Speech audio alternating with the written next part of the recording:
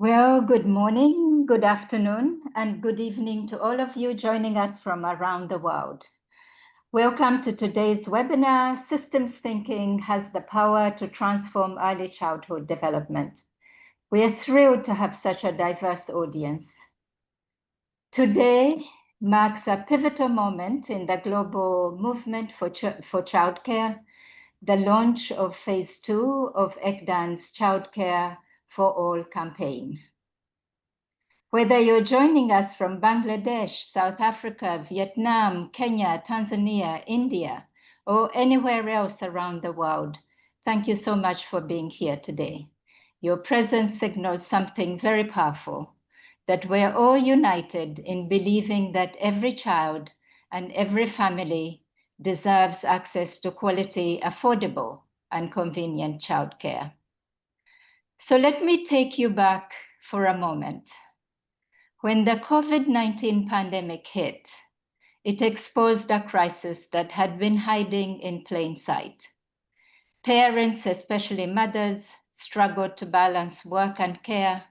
Essential workers had nowhere safe to leave their children, and the infrastructure that so many families depended on simply wasn't there. The COVID-19 crisis, became a catalyst. And in 2020, we launched Childcare4All campaign with a bold vision to mobilize global action and investment to transform childcare systems worldwide. Our Executive Leadership Council decided at that time in early 2020 that that was the biggest crisis that was facing young children and their caregivers. And perhaps we can get into the slides. Could somebody share them? Thank you.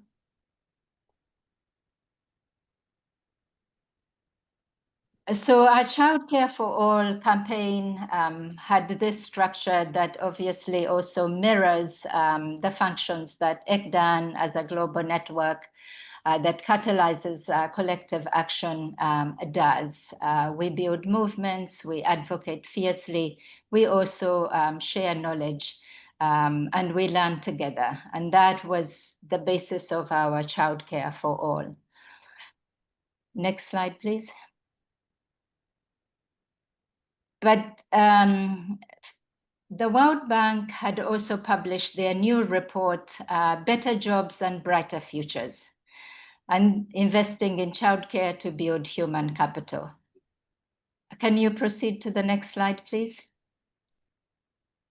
And this report was actually really important because for the first time, it identified that 350 million children were not accessing affordable and quality childcare.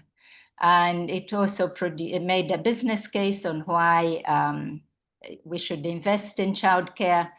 But also previous to that, the International Financing Committee had developed a business case on why employers should provide quality childcare. And through that journey and through that campaign, we have achieved remarkable things together.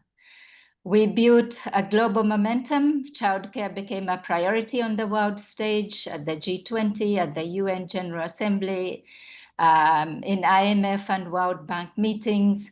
And we moved childcare from the margins to the center of global development conversations. We secured unprecedented commitments. The World Bank launched its Invest in Childcare initiative and made childcare a cornerstone of IDA 20 and 21. But this would not have happened without the advocates that worked fiercely to convince the shareholders of the World Bank to include it, to make a commitment to invest in 15 countries and to include an indicator. And also this helped mobilize millions in potential resources. Several donors created a trust fund for the World Bank that would leverage IDA resources from countries, therefore doubling actually what the foundations had invested. And we created a movement. Our working group grew and diversified. We built bridges between the early childhood, gender equality, and workers' rights movements. We launched a community of practice, a resource hub, and brought together hundreds of partners and parents worldwide. We also established a global initiative to support parents at the same time. So what did we learn? And here's what you told us, that despite all that global momentum, it wasn't translating into action on the ground. At the national level, progress remained frustratingly slow, political commitment was lacking.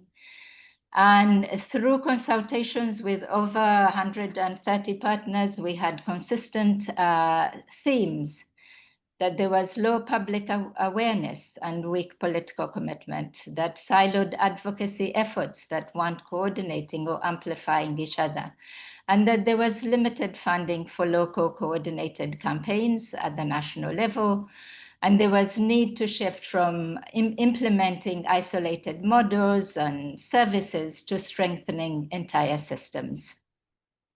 And these insights have shaped everything you're going to see today. So phase 2 of the Childcare for All is fundamentally different. We are moving from building global momentum to catalyzing national change and system change. We are shifting from a model-based approach to a system-strengthening approach, and we're doing it through 2 groundbreaking initiatives.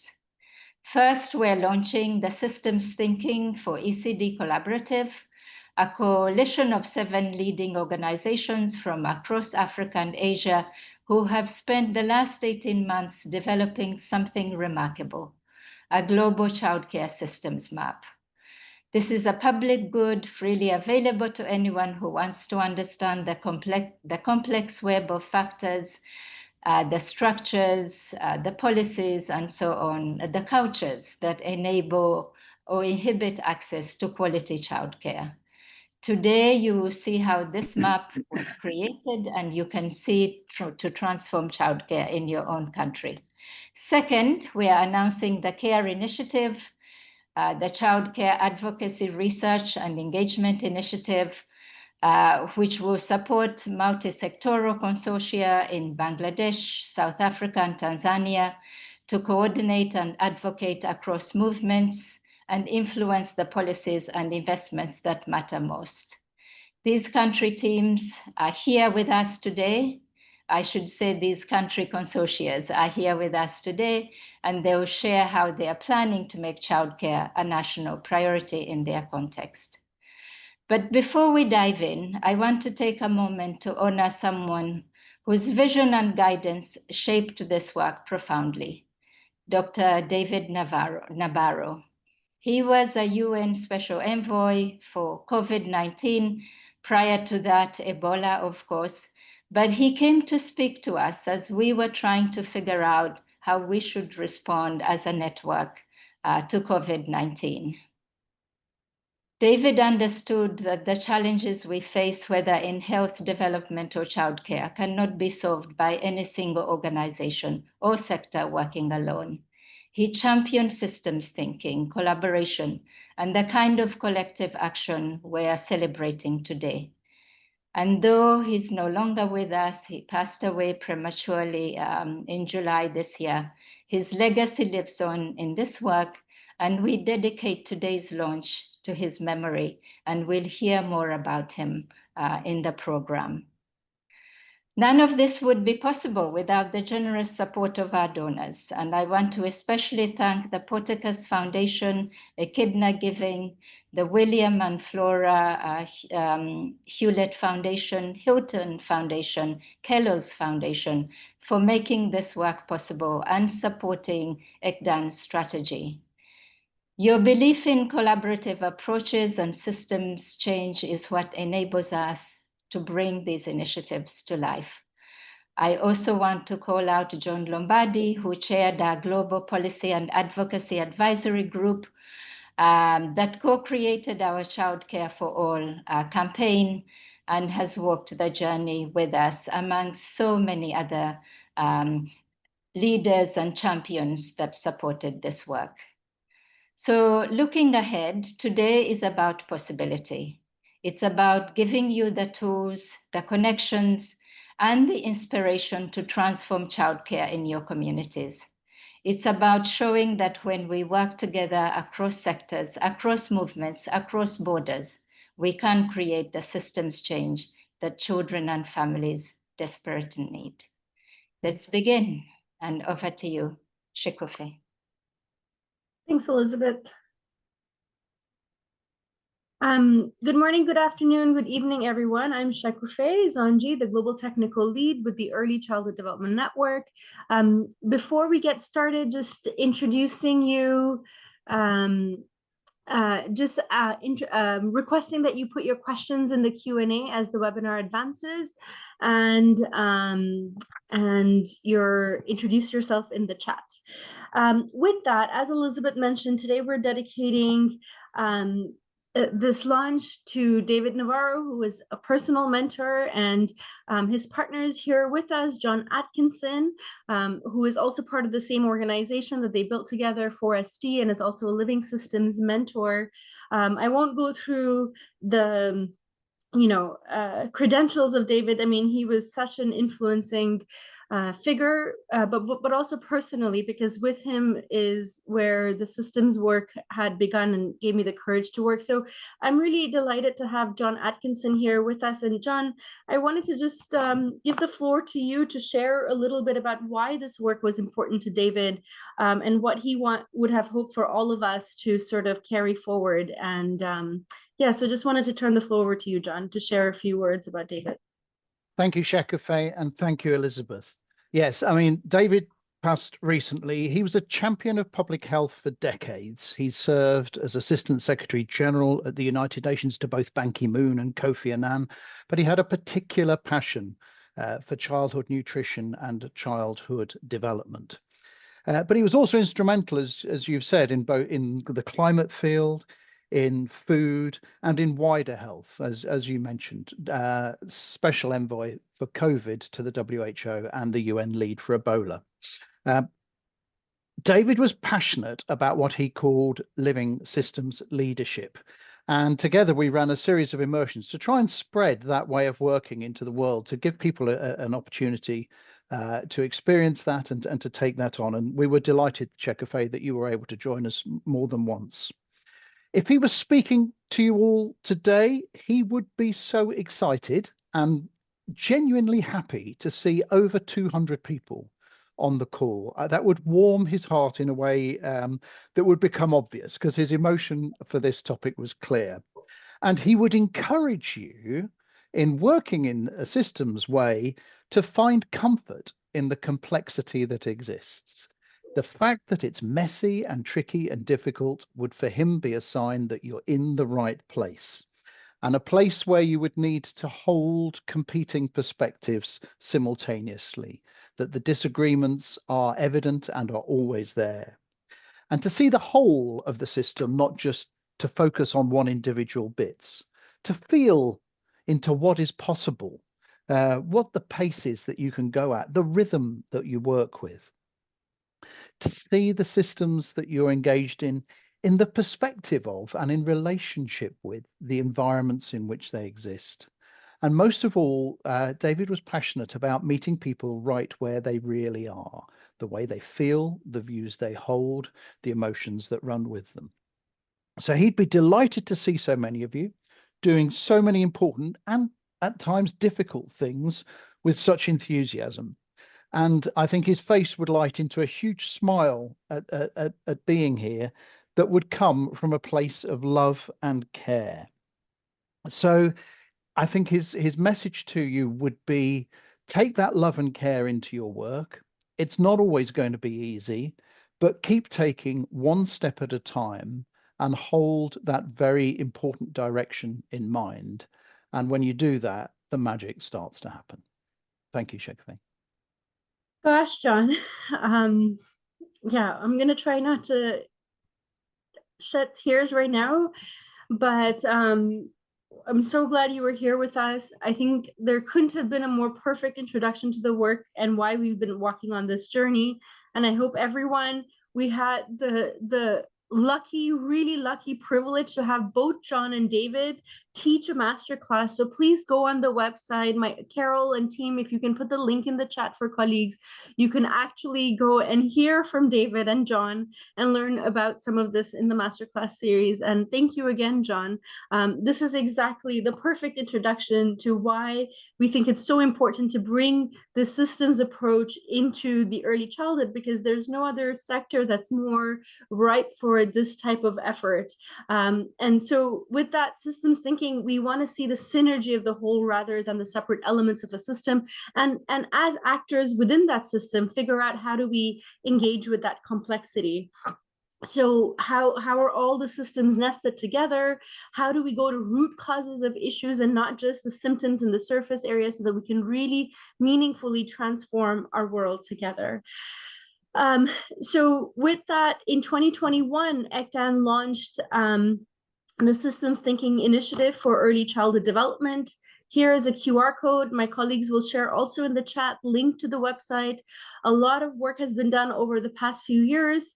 Have a look of it, but we had launched it with Harvard University and many other colleagues with support from Porticus, with the aim for figuring out how to integrate systems thinking approaches into the field of child development, so that we can effectively scale interventions sustainably and equitably.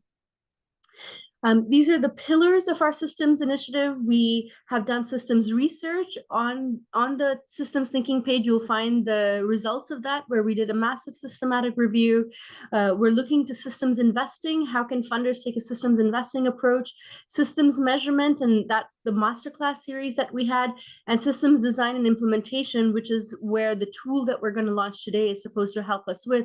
And of course, learning and knowledge exchange and communication and advocacy is cross-cutting. If you go to our social media, you'll find a lot of things our colleagues have been sharing.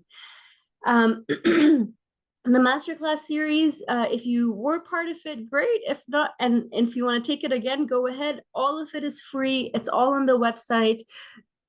The masters of system thinking, like David Navarro and John Atkinson, have generously shared their knowledge and wisdom. So please go there. But today I'm really excited to actually, for the first time, to actually launch a group of people within the field of early childhood and systems thinking, and they call themselves a Systems Thinking for ECD Collaborative. And they have been working together for the past 2.5 years to develop this tool, but then they look forward to working on many other things together. And today you will learn about what they're doing. So today is the unveiling of the Systems for ECD Collaborative, which is quite exciting. The collaborative right now is formed with the leading implementing organizations of childcare in Africa and Asia, including BRAC from Bangladesh, Mobile Creches from India, NurtureFirst across Kenya, SmartStart in South Africa, Spark Health across East Africa, Foundations for Communities and Learning in India, and OneSky in Vietnam. And you will get to hear directly from the members today. But without further ado, I want everyone to take a moment to either scan the QR code or click on the link that my colleagues will share in the chat to open up the systems map for yourselves, and sit back and take a tour of what exactly is the systems map that we've developed for childcare. Because childcare is such a complex field that engages women's economic empowerment, engages gender equality, labor inclusion, early childhood, we felt like these movements were working in silos. And what we wanted to do, one of the important things, is to have a shared understanding of the complexity. So systems map actually shows us the dynamics of what the system is. What are the different factors that influence, so that we can understand when we're working in our part of the system, how is it affecting and interconnected with the others? So with that, I'm going to just play a short video that gives you a tour of the systems map.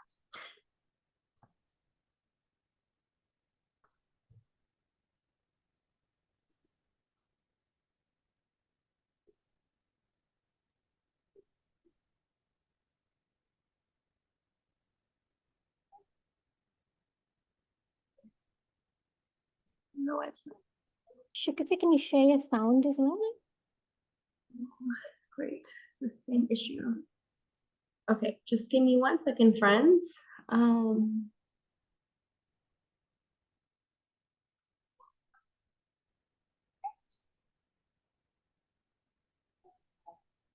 Children, their All right. families, and Let's try this again. the Early Childhood Development Systems Part of the Thinking complexity. Working Group, led by ECDAN, created the first Childcare Systems Map, which depicts How is that, Shreya?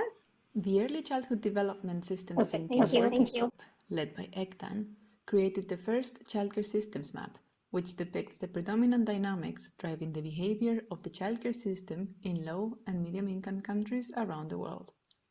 The main question the Childcare Systems Map aims to answer is what factors influence the provision of equitable and developmentally appropriate childcare services for children, their families, and caregivers.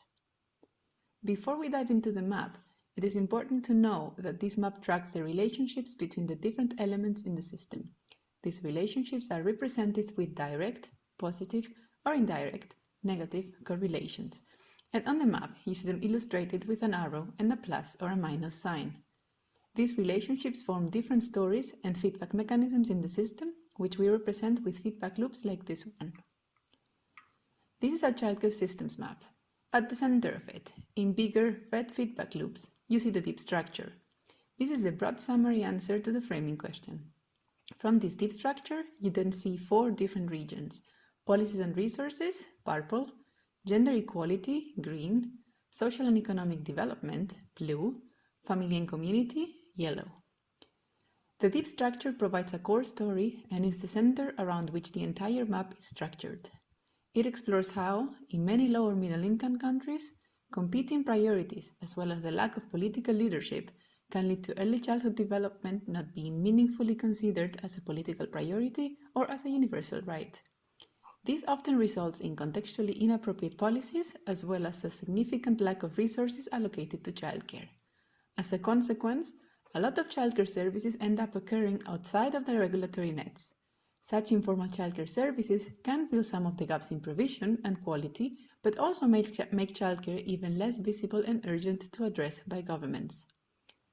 The current challenges with providing equitable access to quality childcare do not only impact children's development and therefore long-term life outcomes, but also contribute to a lower participation of women in the workforce.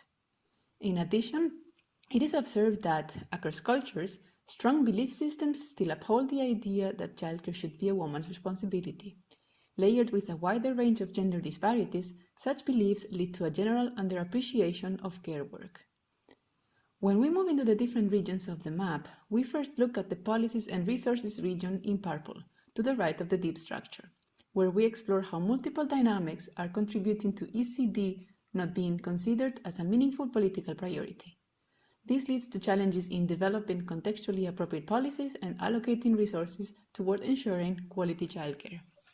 This often translates into challenges in coordination, minimal or no training for care workers, limited infrastructure, and lack of appropriate state quality control, which negatively impact the quality of childcare provision. The gap left by the state is often filled by a variety of market-based solutions. Many of those are small home-based childcare models supporting women entrepreneurship, while others are bigger centers and chains who can sometimes be more profit-driven and therefore that being negatively reflected on the quality of the care. The gender equality region in green explores how, in many places around the world, gender disparities and patriarchal structures define childcare as a woman's responsibility and in general as a less valued and rewarded job. This is still one of the most significant barriers for women to work. Yet, as the number of women entering the workforce is on the rise, there is a growing demand for affordable childcare services, and this is being met by the emergence and expansion of diverse childcare models. Regarding social and economic development, the region in blue, it is observed that in lower middle-income countries, the lack of decent work opportunities for a significant part of the population negatively impacts the equity and quality of childcare. Internal migration, social inequality, and overburden of childcare services are only some of the dynamics highlighted in the systems map, which affect the equitable access to quality childcare. The consequences are, unfortunately, for the children, their development, and the burden on the education system in later years. The region on family and community, in yellow, explores how limited access to quality childcare reinforces the belief that childcare should occur within the family and usually leads to communities organically self-organizing around childcare, accounting for a predominance of family and community-based childcare in the countries of focus. The Childcare Systems Map can be used to help you zoom out and understand the predominant dynamics which are influencing the current behavior of the childcare system, structure and analyze some of the entrenched issues in the childcare system, clearly communicate the complexity of the childcare system and its behaviors to diverse stakeholders, identify leverage points in the system where small changes can lead to significant improvements, and design leverage pathways for systems change. Design an investment for funding portfolio, and train and educate colleagues on systems thinking in the context of childcare and ECD. Explore the Childcare Systems Map in more detail here. All right.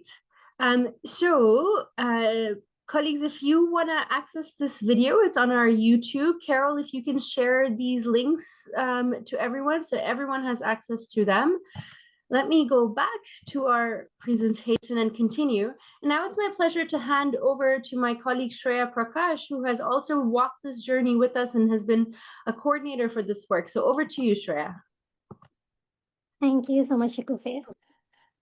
So to talk through the map a little bit more, like we just saw, the Childcare Systems Map is essentially a visual tool that illustrates the current dynamics that influence the provision of and access to quality childcare. As we saw, it represents the different interconnectedness and relationships between the different components of the system, with the eventual aim to foster a shared understanding and support aligned and coordinated action across the different sectors and movements that are involved in childcare, including child development, gender, and labor rights. The map can be adapted to different country contexts. So what we've developed here is a baseline map, which you can take to different countries and adapt to respective contexts, and essentially to help various stakeholders, including governments, civil society, communities, and other key stakeholders identify the high impact leverage points, which can help inform more holistic advocacy, policy, and program design and priorities.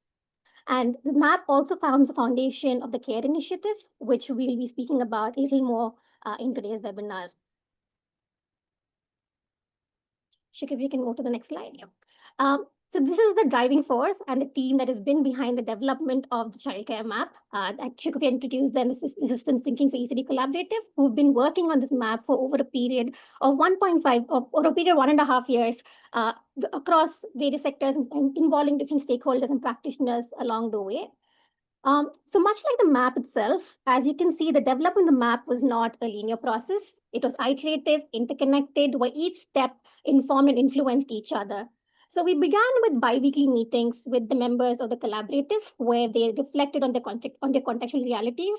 And then with support from an amazing team at Reimagine Futures, a systems change consultancy firm, we drew on available literature. And along with the collaborative shared expertise, we were able to define the scope and parameters of the map and eventually develop the first draft of it. Once we had the draft of this map, it underwent multiple iterations and was further refined through presentations and participatory workshops at different regional and national levels. This included a workshop with national level practitioners in Bangladesh, at the East Africa Regional ECD Conference in Tanzania, the Asia Pacific ECD Conference in Malaysia, and several other platforms where we had the opportunity to interact with more than 100 practitioners, policymakers, funders, and researchers to really help develop the map and further refine it. And finally, we also conducted deep dive consultations with over 23 organizations working across child development, labor, and gender movements to further strengthen the different components of the map to paint a full picture of what the childcare system looks like. We can move to the next slide.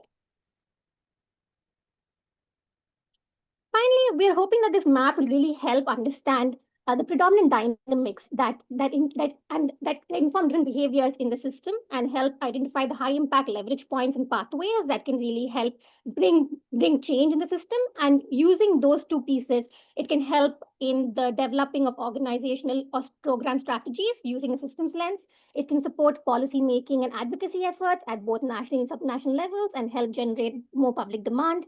It can help in mobilizing government action towards more financing for childcare. It could also support building systems thinking capacity within organizations at both horizontal and vertical levels. It can also help strengthen fundraising proposals and strategies and help with more stronger narratives on why we need more systems approaches in childcare. And finally, it can also help facilitate dialogue amongst different stakeholders within the childcare system. And like I mentioned earlier, the map we have right now is a baseline map, which can then be taken to different contexts and contextualized to highlight your realities and the ground realities there to then inform all of these various actions. So with that, I'm going to pass it back to Shakufe for us to hear from more members in the collaborative to hear about different use cases and their journey that they undertook in developing the map. Back to you, Shakufe.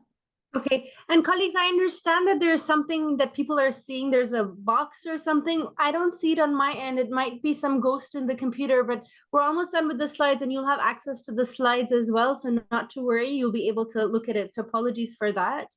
But with that, I just want to say it's my pleasure, truly my pleasure, some of the best people I've worked with in my whole career, to introduce you to the panel that will be with us today. So first, I want to introduce you to Chitranjan Kaul. He's a trustee and director for the Foundations of Communities of Learning. So Chitranjan, if you can, where are you? There you are. Start video. Oliver DaCosta, he's a deputy manager of business development with BRAC. And sorry. Monica Banerjee, she's the head of monitoring, evaluation, accountability, and learning at Mobile Creches. And I have to say, we've had the leadership of all of these organizations join us from the start. Rebecca Hickman, she has the coolest job title in the world. She's the Chief Ecosystem and Policy Officer at SmartStart. Richard Chiwaka, who has been a pillar of our work. He is the founder and chief executive officer of Spark Health. And finally, we have Hien. She's the Vietnam country director of OneSky, the largest childcare implementer in Vietnam.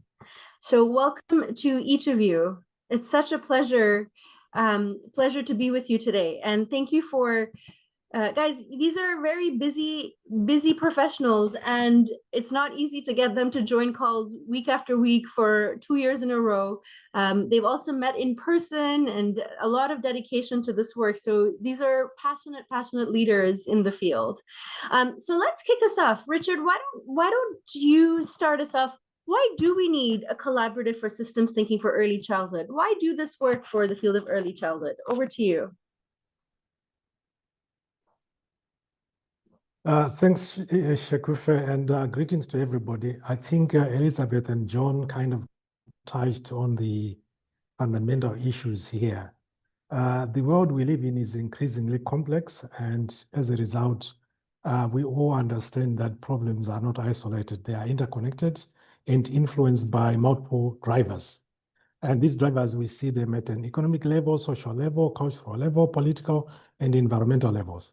Now, the challenge with how we've been dealing with problems is that we try and solve problems by dealing with symptoms, number one, and also in isolation, that's number two, which means we fail to recognize the deeper relationships that actually produce recurring challenges. So systems thinking, as a philosophy, it offers a way of seeing the whole picture, where we are able to identify the drivers that influence how the system operates, and understanding how even a small change in one part of a system can create ripple effects elsewhere across the whole. So what we are talking about here when it comes to systems thinking is that this is not just a methodology, but rather a mindset that enables collaboration across disciplines, sectors, and stakeholders to generate sustainable solutions.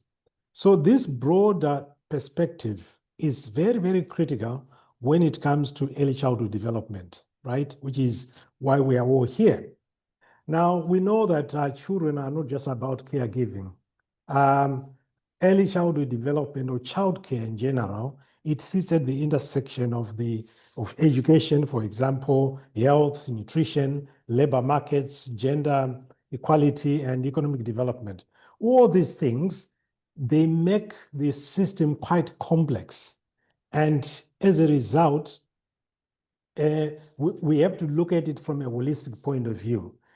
And yet, as I said earlier, in many contexts, childcare or early childhood development is treated as a very narrow service rather than a part of a larger system of human development and national priority, right? So this collaborative that we have created here today, it creates this space where we are able to bridge these divides.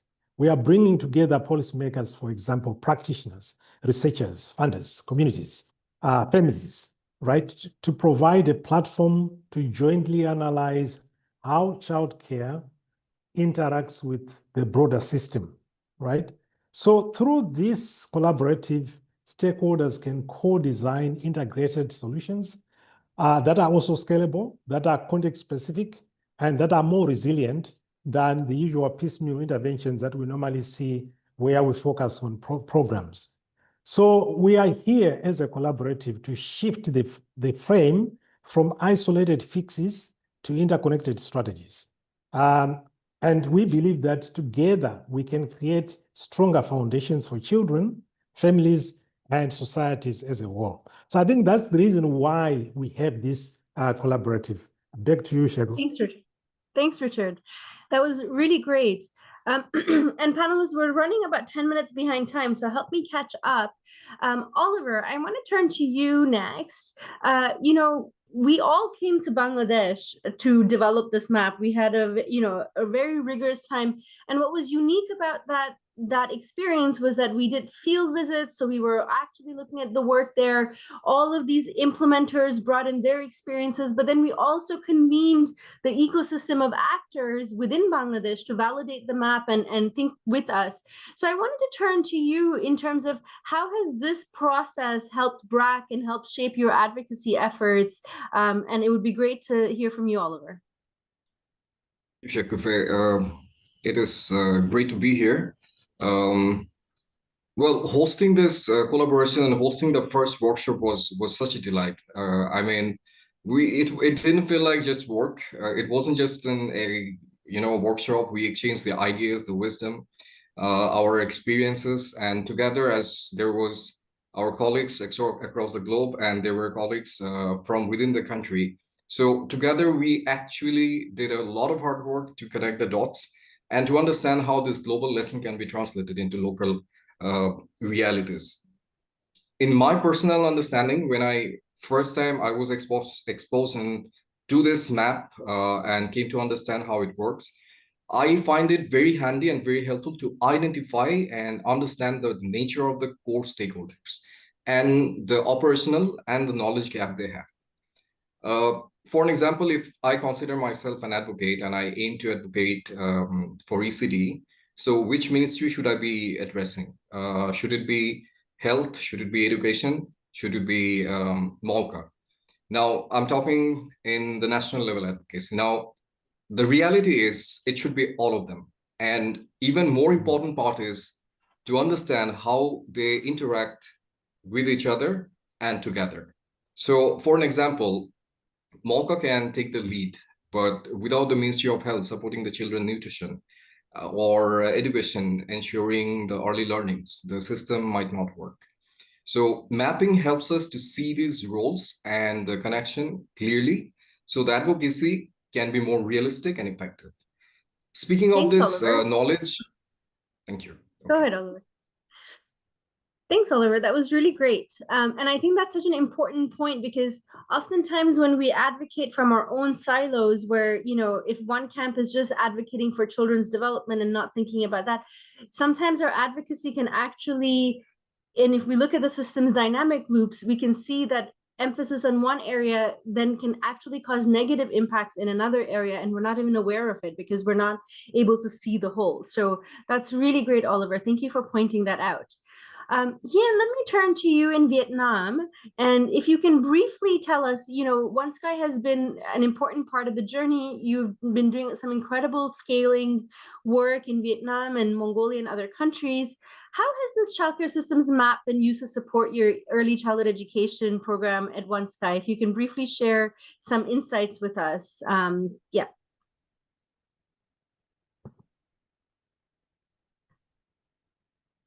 Sorry. Good evening, everyone. I'm here from OneSky organization, and we are working in the Asian country to support the early children care and education, like Sakufe have just mentioned. As you know, that OneSky have the ECCE training project to provide the technical training for the caregiver in order to improve the quality of ECCE in the industrial zone.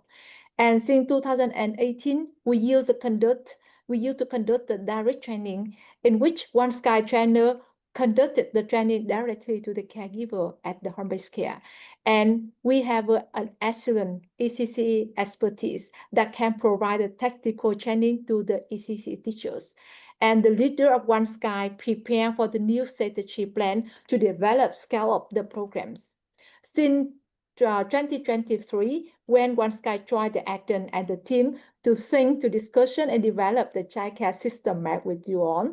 So working closely with the team of 7 leading organizations for the system thinking for ECCE collaborative. In our existing condition, we think how to use the best of OneSky internal expertise to scale up our program effectively. Then we decide to cooperate with the central government in Ministry of Education and Training of MOIT to replicate our successful model and increase the project impact. Then in 2024, OneSky shift from the direct training to the TOT training. We cooperate with the central government to develop the TOT training approach that we enable us to mobilize and use the qualified government teachers to conduct the training 2,000 of the teachers, caregiver, while OneSky responsible for design, facilitation, technical supervision, and ensure the project qualities. Instead of working alone to implement our OneSky project, we can use the government resource of 150 government trainers to provide training for 4,000 home-based caregivers, scaling up from 4 provinces to 10 provinces, reaching additional 40,000 children under 5, and we continue replicated the nationwide, aiming at 100,000 children by the end of 2025. Amazing, Hien. That's amazing. Thank you, Hien. Really love that. So interesting to see how an organization working at such scale and how you are trying to integrate a more systemic approach to your work and capacity building. That's fantastic. Monica, let me turn to you. I think at Mobile Creches, since we've begun this journey on systems thinking together, a lot of interesting work has emerged from Mobile Creches, one of the largest implementers of childcare, especially attached to work sites in India. How is this map at all relevant to your local context? Like, what has been your takeaway? Thank you so much, Shekufe, and greetings from India and greetings from Mobile Creches to everybody. This process of being part of developing this systems change map has been really very, very fulfilling for me and Sumitra, both of us, and our other colleagues who've not been part of the process, but obviously have been learning from both me and Sumitra what we have learned through this process. And one of the key things that we learned was that wherever you are located, whether it is Vietnam, India, Bangladesh, or wherever, problems in relation to ECD and young children has common patterns and common trends. And, it's so important to kind of focus on that. Now, if some of you know Mobile Creches, you know that system change process is not a new concept for Mobile Creches. Mobile Creches has always been a system working with the system and always worked with the state governments. But this process, being part of this process, has made us more conscious about the structural changes, the process changes, the mental model changes, what kind of shifts are required. Probably we were doing that earlier also, but now that we are currently working on our next strategy, which will start from 2027 to 2032, we are very consciously using this map to focus on specific policy changes, specific structure, norm changes, specific system adoption changes, accountability changes, accountability systems processes to be put in place, or even looking at narrative building processes, which will be very important. And in some ways, the way the map has focused on problems of lack of social protection for the worker, to patriarchy and gender inequality, to governments not having policies relevant for children. Everything is kind of the interconnection of all of these issues have really brought it very forefront for us to be able to focus on how each of these elements are linked, and how important it is to focus not just in terms of larger policies, but also in terms of micro issues which seem micro but are actually not micro, but actually are the scaffolding issues like the mental models. So some things are difficult to change, some things are may have short-term, you require just short-term changes, but how all of them are interconnected now and how important it is to focus on all of them is something that this map has really helped us to see. And we are really hoping that our next strategy will be lot more comprehensive, because we are using this map to develop that. Thanks, Monica. Thanks. That's really helpful. Rebecca, I know you're not on video. Colleagues, this is how dedicated Rebecca is to this work. She has COVID-19 and she's still here with us. So really grateful for you joining us, but she has excused herself from video, which is understandable. So Rebecca, let me turn it to you. I think what has been so interesting about the SmartStart journey and the systems work is that you've really taken this and you've done trainings within your organization, and now you're going to be doing national level childcare systems work. So I think you bring a very interesting perspective from South Africa. And so curious about, why the systems map matters to your work. SmartStart, one of the biggest implementers of childcare, and the process, and how you are approaching this at SmartStart. Sure. Thanks, Sheku, and greetings, colleagues. Great to be with you all. In terms of why the systems map, I think for SmartStart, it's very much challenged us to try to understand the problem from a societal perspective rather than through the lens of our particular solution, and also to go deeper into what we understand to be what we call the implementation gap, which is the gap between policy goals and what's playing out on the ground.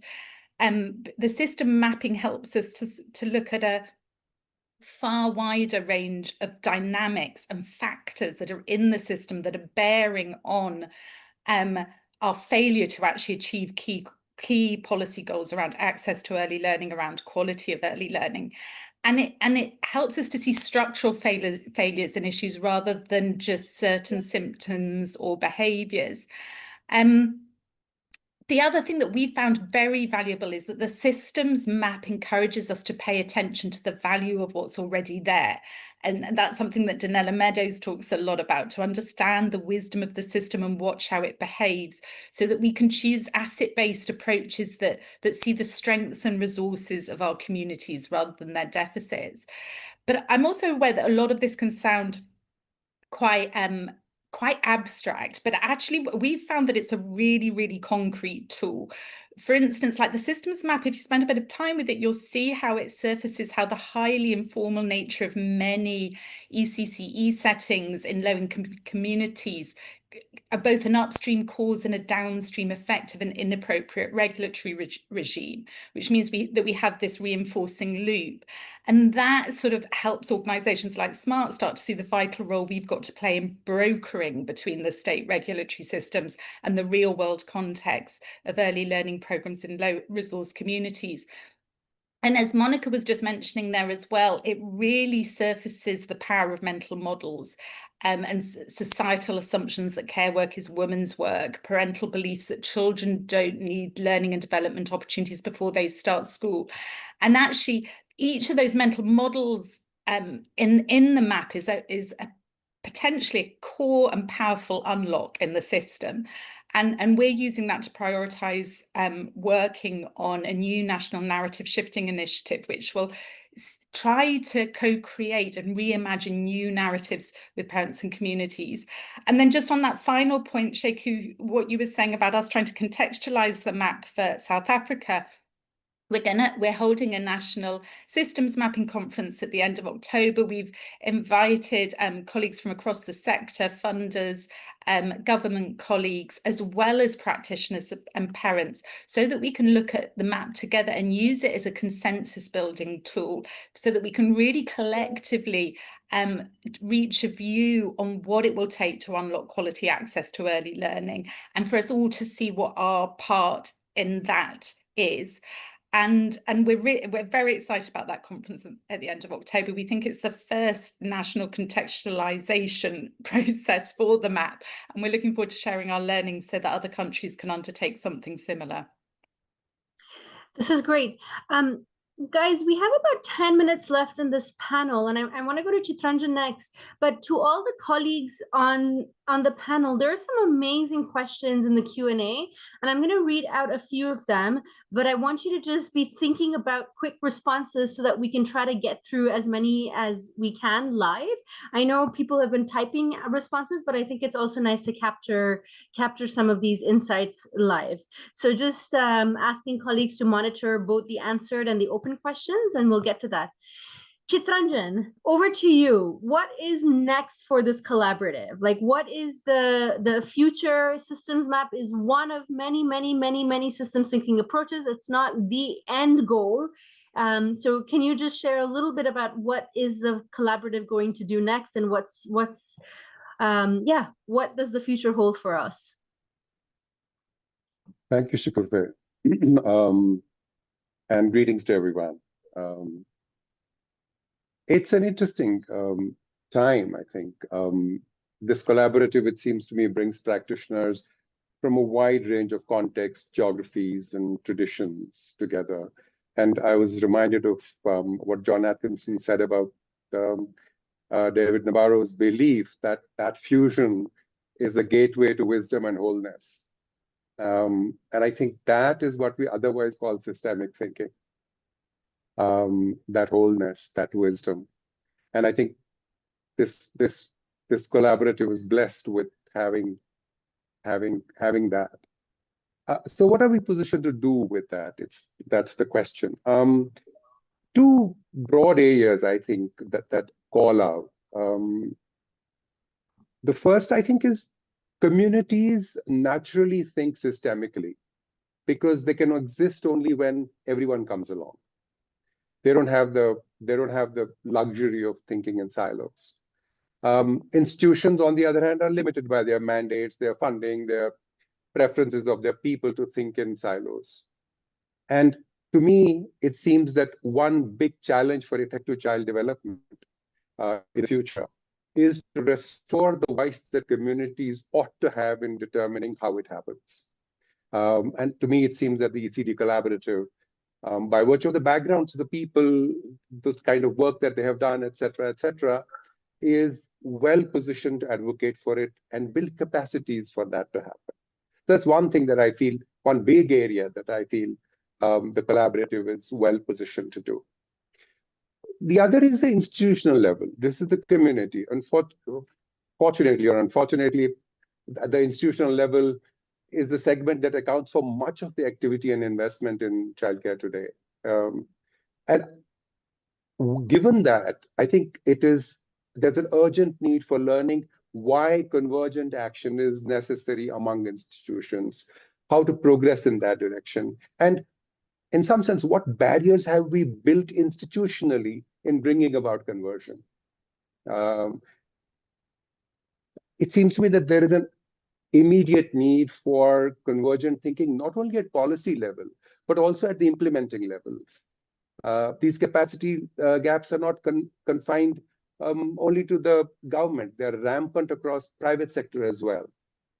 And it seems to me that the ECD collaborative has the potential of creating and advocating for convergent action, convergent narratives, as well as being a resource for building the necessary capacities by being a thought partner at various levels, government as well as the private providers. And to me, it seems that the childcare map that is being launched today is the first step in that direction. We are exploring development of other resources such as case studies, in the use of system tools to further this. There's going to be a course that's going to be launched for understanding and learning systems map, again, a way of developing the capacities across the entire sector. And I think if we work with that broad approach, that convergence, it is necessary for us to develop not only the motivation for convergence, but also the capacities for convergence in the entire sector. I think we'll be well on our way. Thank you. And I'm pleased to also have Paz here with us, who is with Reimagine Futures, and they helped build the map with us as well. So just welcome, Paz. So colleagues, we have 4 minutes left, there are so many questions in the Q&A that are really excellent, but I think I want 3 questions to be answered in a blitz, 1 minute each. The first question is, how will the Systems Thinking for ECD Collaborative ensure that local voices, especially parents and childcare workers, are meaningfully included in shaping solutions, not just large organizations? So that's question number 1. Rebecca, maybe I'm gonna assign that to you. Question number 2, comprehensive systems map often reveal complexity, but complexity can also overwhelm decision makers. How have you successfully translated systems maps into actionable priorities for governments and organizations? Monica and Richard, I'm gonna split that between the 2 of you. And the third question is, what's the next step? I've built a systems map before, but we didn't know what to do next. How to use the map effectively, what specific actions, how to move from map to actions. And Paz, I think I wanna have that question for you. But also, colleagues, my colleague Carol, she's going to put into the chat about, there's a lot of people saying they want to join the collaborative, they want to learn more. Anyone who's interested in this work, please complete that survey so that we can capture you and we know what your interests are. So please, it'll take you 2 minutes to complete that. All right. The blitz begins now. We have 3 minutes, 3 questions, 1 minute each. Okay, Rebecca, let's begin with you. Yeah, and I think this first question is such an important one because it's so easy for us all to sit in front of our laptops, sort of putting these maps together and not really pulling in the voices of parents and the voices of communities.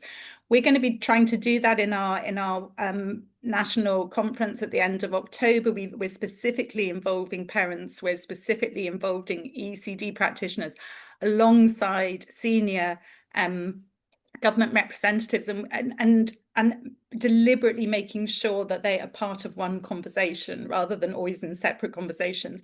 We're going to be fascinated to see how that goes, and hopefully that process in and of itself will surface some really great lessons. But we know from our experience of when we include those voices from communities, from families, that the insights they bring are absolutely indispensable, and that we simply can't do this process in a meaningful way without hearing those voices. Thanks, Rebecca. All right, question 2, Richard and Monica, go. 1 minute, 30 seconds each. I'm kidding, you can have 1 minute each, but go ahead. Richard, you want to go first? No, you go first. Okay, I'm sorry, there's no light here. Suddenly I'm in a hilly village and suddenly there's no light, but whatever little you can see of me. That's part of the complexity. We're all sitting in it with you, Monica. Go ahead. Just quickly, the complex, it's very, very complex. Yes, and each one of us who have been part of this process were excited and we loved it, but we also realized how complex it is. But the idea is not to take all of the aspects of system at the same point of time. For each context, you need to select and choose what is most relevant, what can be, what is that most important lever at that point of time, which is there and which can be pulled in and, pushed and make the system work for the young children. The idea is not to work with everything, but the idea is to know that there are so many different aspects of the system and select and work on those which are low-hanging, which are important levers, and which will have the largest impact. That's my 30 or probably a little more.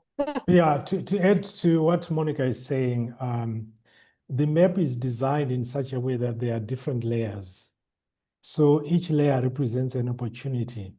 So it's not the whole map because it is overwhelming even for a professional. You have to look at it layer by layer, depending on the need, the pain point. What is the government trying to do? What are the stakeholders trying to achieve? And working together. The second thing is the fact that it's not about one stakeholder. It's actually about the whole village, which means that by bringing different perspectives, we can actually demystify how complex the map it can be. So that's how we work with this. Thank you. Great. And the final question, Paz, over to you before we wrap up this panel. And colleagues, again, so many people are sharing interesting projects that everyone is doing. Please go to the survey link so that we can capture it systematically. That would be really helpful. Paz, take us home. Hi, thank you for inviting me to talk to all of these great professionals. You know that I haven't been particularly involved in this system map, but I'm very familiar with it, and my team always speaks very highly about all of you. And I think the answer to this question has been addressed by Richard and by Rebecca also. I think that, as Richard mentioned just yet, seeing it layer by layer, understanding the interconnections between the different factors in the system is already a very big step. And it also gives you idea on where to action on the system to create a systems change. And for example, Rebecca and all that SmartStart is doing with this conference, for example, to gather the practitioners with politicians, with families, with the different stakeholders involved in the challenge is I think it's the next step to these of challenges. And I want to say that I think that's part of the collaborative's goal. We want to develop use cases. We want to really unpack that question. We also want to explore other tools. And one of the ways we are using the systems thinking map is actually, and we'll hear shortly from the CARE initiative, which is a grassroots advocacy initiative, we're actually going to use the map as a tool to bring together the ecosystem of childcare in various countries to then prioritize what are the high leverage entry points for advocacy in the system. So we don't always go to more money, more policies as the main advocacy goal, but actually taking a systemic approach. And maybe there might be unique leverage points in the system that we didn't think about by looking at the system's dynamics. So that's what the systems map allows it. It allows us to have a visual representation, and usually we print them really massively, and we have people sit together around a table, and people who've never met each other before from different movements, and suddenly they're having in-depth conversations that would have taken months and months of time to get to, but they're there in 15 minutes. So there are many creative ways that we can use this. All right, that wraps us panel. Now you've met the systems collaborative. The system collaborative now wants to meet you. So please go, everyone, open the link in the chat that my colleagues have shared and let us know who you are. If you want to join us, join the movement, join the collaborative, we want to hear from you. If you're doing systems work, we want to hear from you so we can also showcase your work. If there are things you want to be done, we want to hear from you. With that, we're excited to launch a new course. My colleague Brett will share the information for the course. If you can share the slide. So one of the next steps on the systems map is a short course that we've developed and using and adapting the systems map. And we're excited to launch this today. The deadline for applications is the end of October. It's entirely free. Brett, can you, yeah. Oh, strange. Yeah, super. It's entirely free. The link is in the chat. Share it widely across your networks and your organizations. The only caveat is because systems thinking for childcare involves many actors, we are only accepting applications from country consortia. So at least 3 organizations. Ideally, you would have a early childhood organization, someone working in gender, and others if possible. But it's an entirely free course. It's going to be over 4 months, 2 hours per month of virtual capacity building with in between courses. And the goal is to introduce you to the what, why, and how of systems thinking, using the Childcare Systems Map to make sense of the complexity. So actually learning how to read the map and unpack the map. adapting and localizing the map to reflect your country's unique context, and then identifying some next steps and applications for advancing childcare policies and programs using the map.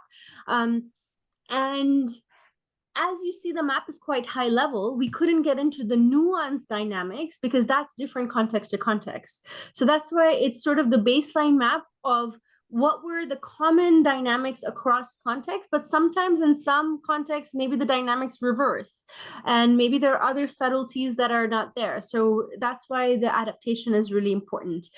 So with that, we look forward to receiving your applications, hearing from you and all your initiatives. And now it's my pleasure to hand over to my colleague, Brett Weisel, who is the Global Advocacy and Policy Lead with us, to launch the next initiative, which is the Childcare Advocacy Research and Engagement to strengthen childcare systems, which is a consortium of 3 countries. So over to you, Brett. Thank you. Thank you, Chigufe. And I'm thrilled to be here to launch the CARE initiative, the Childcare Advocacy Research and Engagement Initiative.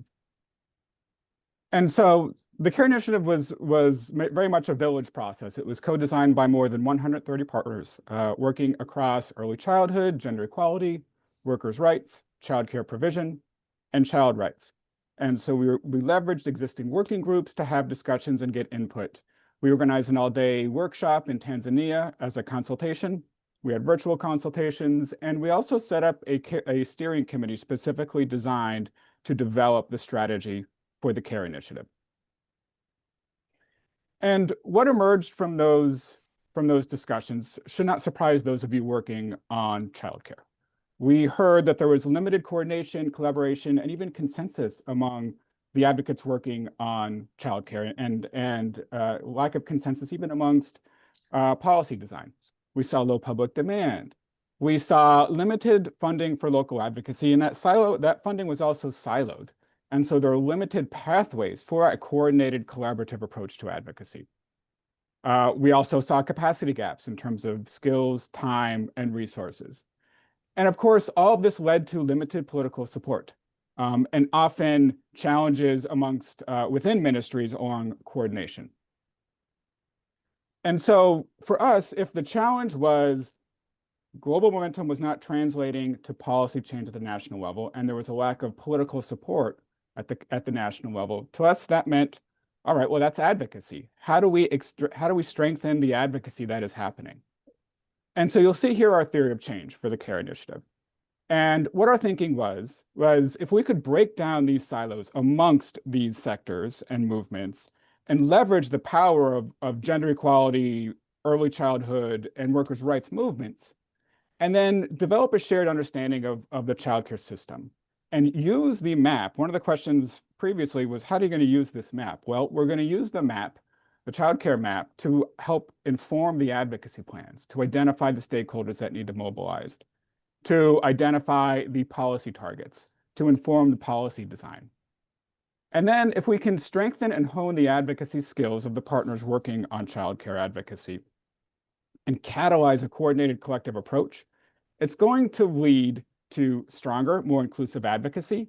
It's going to lead to policy champions in key decision-making positions.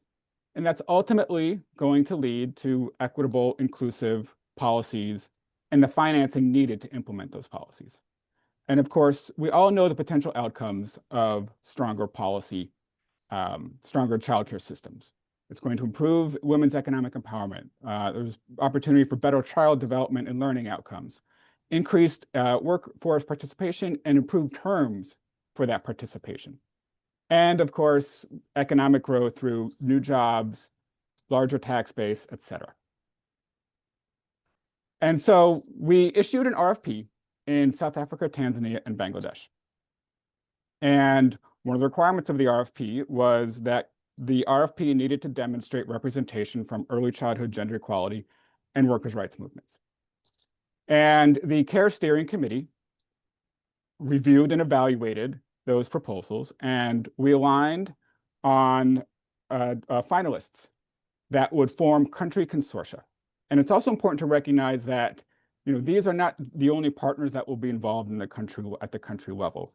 These consortia are going to lead advocacy planning processes in their countries, and they're going to bring in a host of other partners involved in the care agenda. And so we're excited to share those partners with you today. In South Africa, the Equality Collective, SmartStart, and Ilifa Labawantana will lead the consortia. In Tanzania, we have the Early Childhood Development Network, Oxford Policy Management, and CHUDAWO, which is the Conservation, Domestic, Social Services, and Consultancy Workers Union. And in Bangladesh, BRAC IED, the Bangladesh ECD Network, and the BRAC Institute for Governance and Development, which is a separate institution, will lead the work in Bangladesh.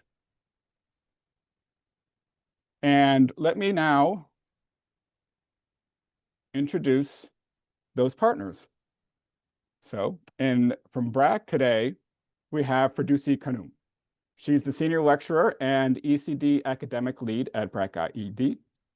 We have Majuma Kibwana, who's the executive director of the Tanzania Early Childhood Network, and Tess Peacock in South Africa, who is the executive director of the Equality Collective.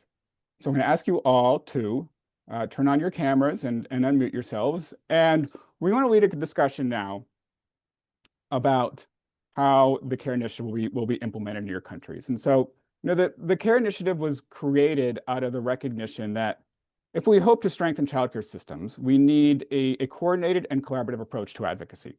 We're really harnessing the power of these different movements that intersect around childcare. And so my question to all of you is, what opportunities do you see in your country for securing new policies or investments in childcare? And how do you plan to work across the movements to achieve it? So, Firdousi, let's begin with you and the work in Bangladesh. Yeah, thank you, Greg. Hi, hello everyone. Good evening. So it's really a pleasure to join this important webinar today. I was listening to our colleagues; they were sharing the system thinking. So now I'd like to share some reflection on the opportunities we see in Bangladesh to secure childcare policies and investment, and how we can work across movement to make that a reality. Yes, in Bangladesh, we see that we have already made some good policy moves, such as we do have comprehensive ECD policy, we do have national women development policies, and recently we had our Child Care Act. So, we should or we must seize the momentum and build on it, right? And we see that in Bangladesh, there is a high demand for childcare. And because more women are participating in the workforce and they need safe and quality childcare. At the same time, the formal and informal support is available in the country is actually very limited. And there are many reasons for this. Just in the previous session, in responding to one of the questions, my colleagues were sharing that there are different levels of system thinking, right? And we do not need to work with the everything at a time, right? We can start with the low-hanging fruit.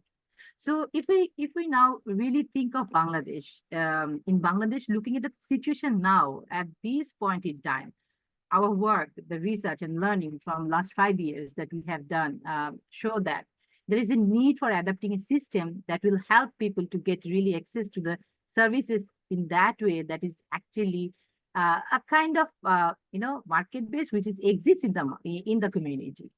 So why we are talking about this? Because firstly, there is a high demand and there is also willingness to pay for the quality as well as affordable childcare services. And second thing is that to fill that out, we can really strengthen the system which is already existing in the community, which is we can see that there is a market-based system existing in the community. If we focus on that, itself would bring a maximum opportunity at this point in time. And that can, help us really shape the system, right? So, and that in Bangladesh, we do have a history of strong entrepreneurial landscape. And our country is known for the alternative models. We do have successful alternative models in education, in health sector. And we see the same, potential exists in the childcare sector. we see that home-based childcare has a huge opportunity as an alternative solution to address the huge demand in our country. So learning from that, we can help us to really advocate for the other changes that need to happen in the public sector, as well as in the private sector, as well as in civil society. We really need to connect the dots, as you were sharing, Brett, that if we connect some dots like women's economic empowerment, early childhood development, then community services, and then workers' rights, right?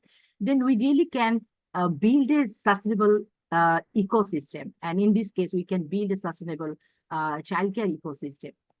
And to do that, we really need to kind of truly shift the narrative. What are the narrative? We must position childcare as a critical, enabler of both child development and women economic empowerment, while ensuring the workers' right. We also need to generate evidences. We must advocate for the recognition of women's contribution in the care economy, because it is really under-recognized, undervalued. So to do so, we really need to build a shared understanding across sector that you were also talking about through multi-sectoral collaboration. I mean, the consortium that we are now, working and will be working. So we'll be working with government, private sector, civil society to raise the awareness among the policymaker, employer, communities, and advocate for expansion of accessible, affordable, and high-quality childcare. We must see the path with clarity and purpose, I must say. And if we do so, we can build a mass movement for change. And we sincerely believe that the initiative of ECDAN will really help us to build this movement. Thank you. I'm really looking forward to continue this journey. Over to you, Brett. Thank you, Producer. I love hearing about connecting the dots. That should be ECDAN's slogan. We all say that. Okay, over to you, Mwajuma. Same question. What opportunities do you see in Tanzania, and how are you going to work across sectors and movements to achieve it? Yeah, thank you so much, and the greetings of the day to everyone. And we are so grateful to join this Global Champions of Childcare Advocates. And with my colleagues, Chodao and the OPM, Oxford Policy Management, we are glad to be part of the global initiatives on care. And our initiatives were primarily informed by a lot of existing opportunities. First, we conducted the Tanzania Childcare Landscape Analysis. And this childcare landscape analysis indicated that there are childcare service provision already in place, but the primary childcare service provider, who are the home-based care providers, they are not recognized in the policies, many of the policies in the country. And we think that with this care initiative, we'll position the home-based care child care providers to be recognized in the policy. And so we will offer a number of things, especially in influencing the policy change, integration of ECD in different policies, recognizing the home-based care. But also, we'll also working to mainly investing on caregivers capacity building, especially the home-based caregivers, and build public and political support through cross-sectoral collaboration and the capacity building.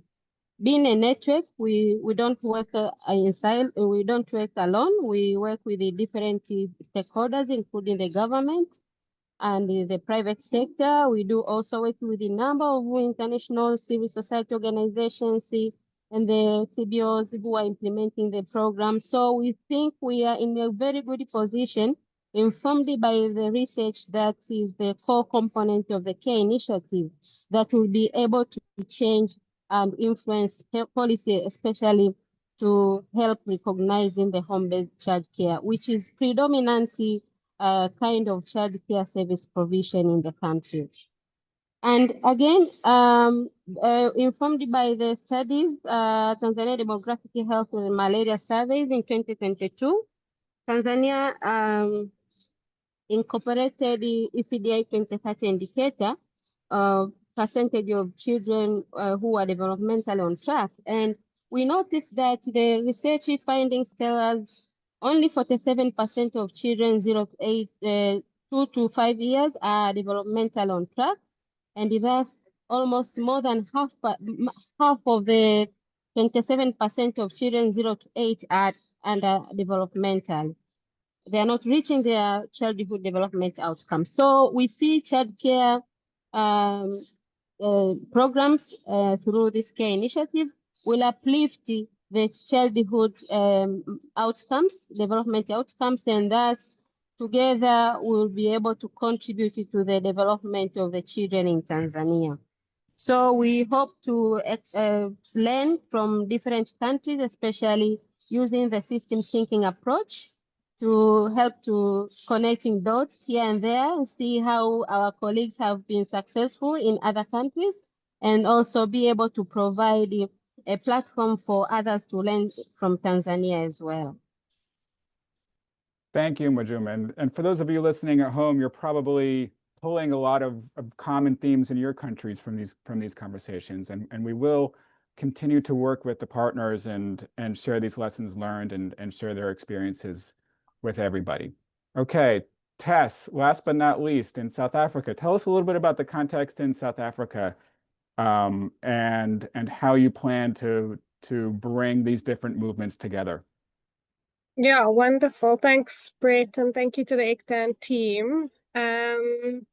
So yeah, we're very excited about this consortium. And I think, you know, even though I'm here today as the Equality Collective, I'm here with movement partners, Real Reform for ECD, who represent their 12 steering committee members, 300 organizations, 1,000 ECD practitioners, and then we for the first time will be working with movement partners in the gender and workers' rights space.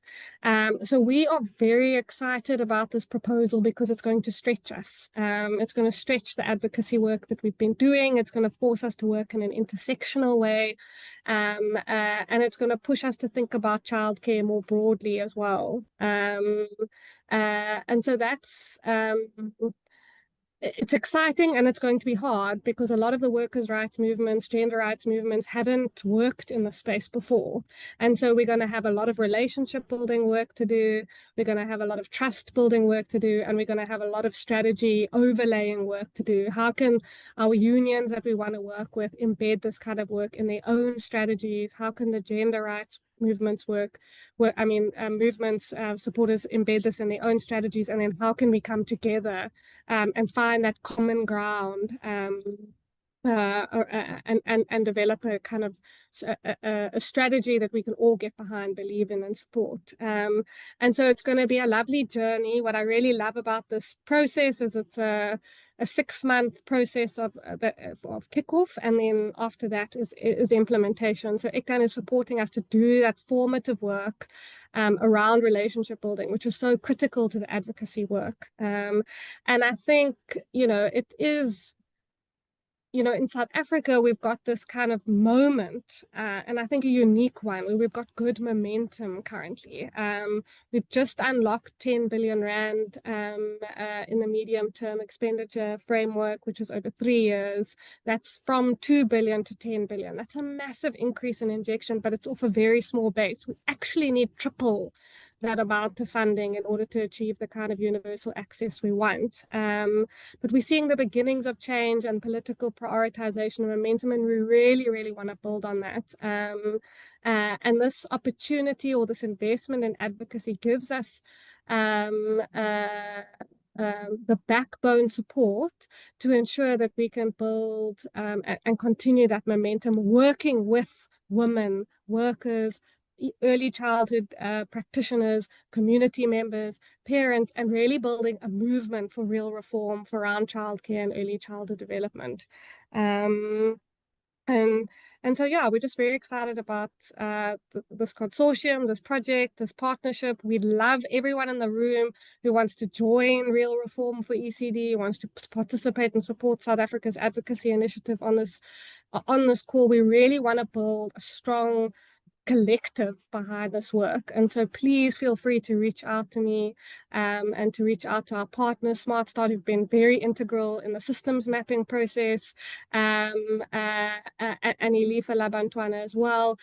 Reach out to us. We want to make sure that we build the collective power behind this. We want to build consensus. We want to make sure people are heard.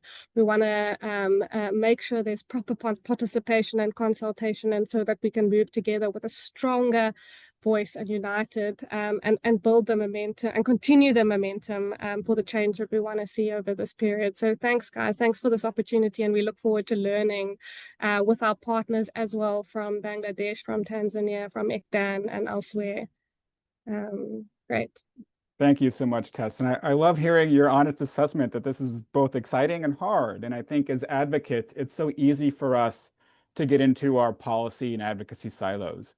But if we take a step back and think about the potential political power that can be harnessed around childcare as a policy issue, it really is incredible.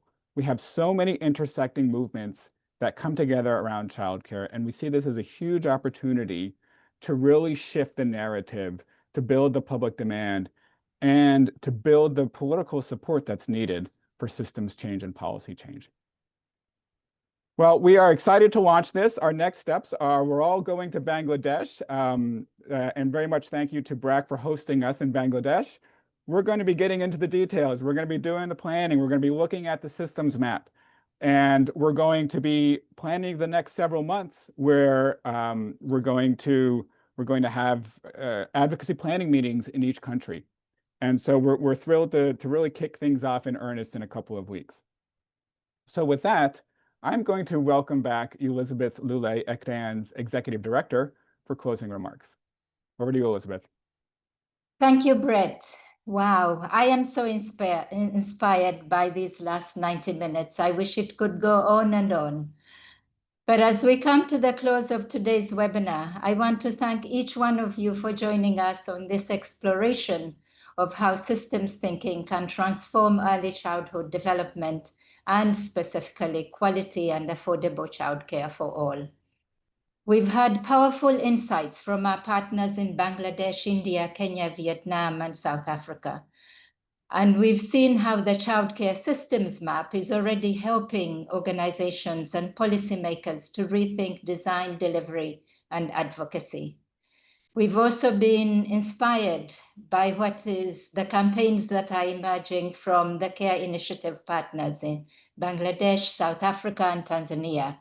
Campaigns that show what is possible when advocacy is grounded in a systems perspective. And the common message today was very clear. Childcare is not a single service. It's complex and is a system that touches families, communities, and economies. By seeing the whole system, we can act more strategically, build stronger collaborations, and deliver better outcomes for children and families everywhere. Thank you to our speakers and partners in the Systems Thinking for ECD Collaborative. And I miss you badly. Those were the most amazing meetings. And at a personal level, I just want to appreciate you as amazing human beings that are passionate about what you do and care so much about making this a better world for children and their caregivers. And so thank you. We hope that as you leave today, not only with a new tool, we hope you leave today not only with a new tool, but also with fresh energy to apply systems thinking in your own context. And we hope that this has contributed to your thinking more deeply about the different contexts in which you operate. So if you want to learn more about systems thinking and how to apply the Childcare Systems Map in your context, please join the free virtual training course. It's four sessions over 4 months, and we look forward to as many of you joining. If you're already doing systems level work on childcare, we want to hear from you. Help us elevate and connect efforts happening around the world. Help us build a bigger and more dynamic movement that speaks and fiercely advocates for young children and their caregivers. Share your insights, your challenges, your breakthroughs, and together we can build a knowledge base that makes all of us stronger. If you are inspired by what you've heard from the CARE initiative, stay tuned. Follow these consortia as they launch their campaigns, amplify their voices, learn from their strategies, and if you are in another country, think about how you might catalyze similar coordinated advocacy in your own context. And together, let's continue to shape childcare systems that are equitable, sustainable, and transformative for the new generations to come. Because when we strengthen childcare as a system, we don't just support children. We build stronger families, communities, and futures. And finally, if you still have some time, we would like you to stay on. Our partners at BRAC have created a powerful video that brings us back to the heart of what we are doing, the children and families who are waiting for the systems we're trying to transform. So thank you for everything that you do. And now let's watch the film. And I want to also call out a special recognition and thanks to Oliver, who directed this film. Thank you so much, Oliver.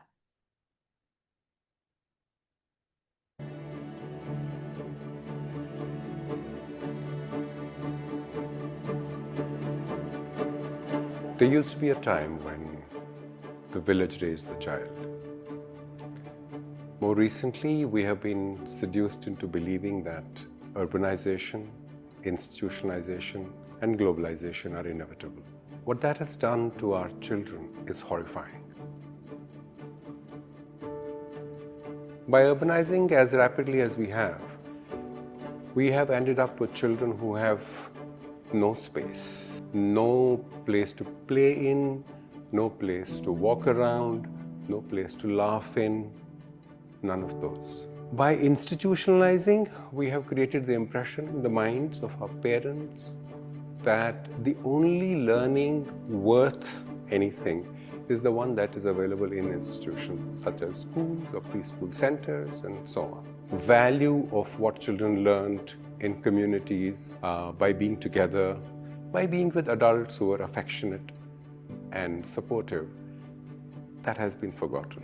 Many countries across Asia and Africa, there are millions of young children need a safe place to stay while their parents come to work in the factory or in the other companies. And so in this case, home-based care center become the solution for millions of young children.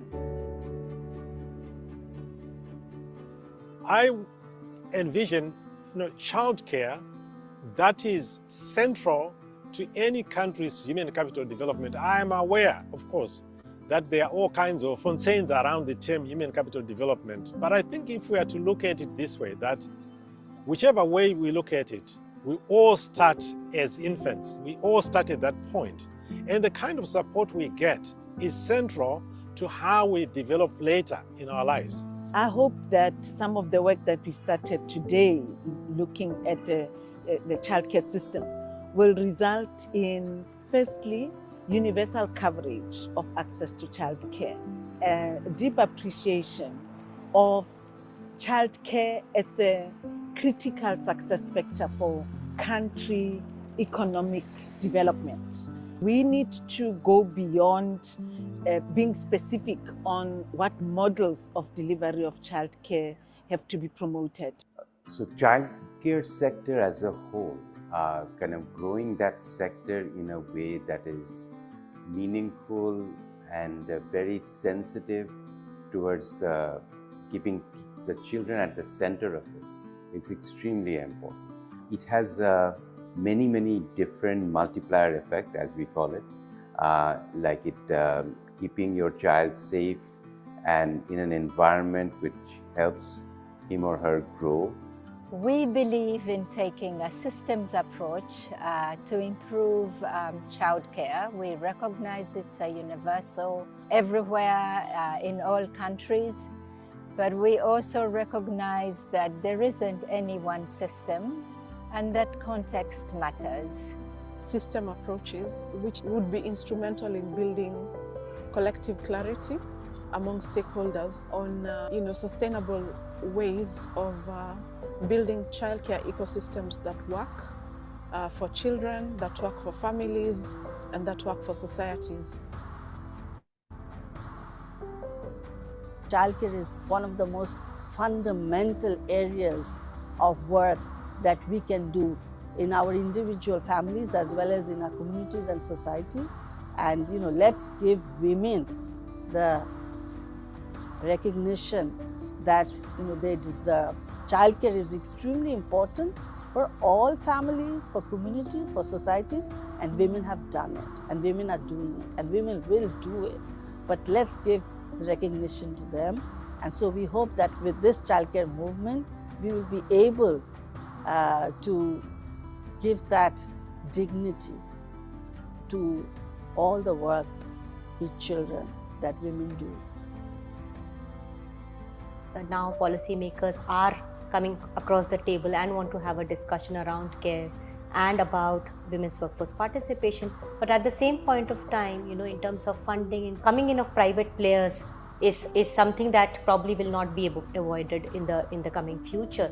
And childcare offers us a strong entry point to make sure that governments, the private sector, the development community, and other stakeholders, civil society, we support the growth of our children in a safe, supportive environment. Global commitment of leaders, corporations, funders and philanthropists, global networks have to all come together towards this one mission of putting the money where their mouth is.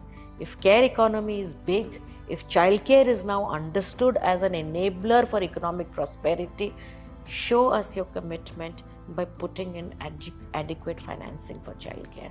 But the goal is always to have equitable, convenient, age-appropriate childcare for all children. So, I would hope that in the next decade or so, when we think of childcare, we will always think of children who are thriving in play and, who are getting so much love from their care providers and, who, of course, also get a lot of, care and attention.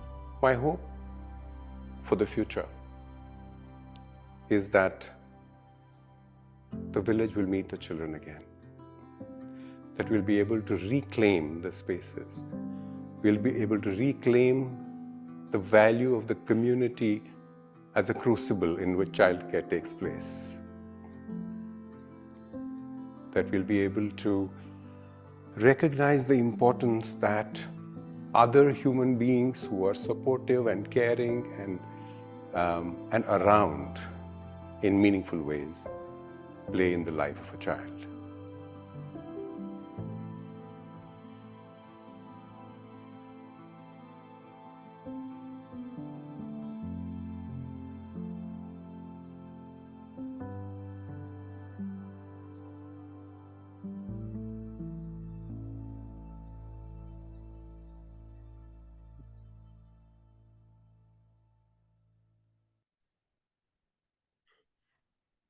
Wow, amazing. All right, we did it, guys. The CARE initiative, the collaborative, brilliant.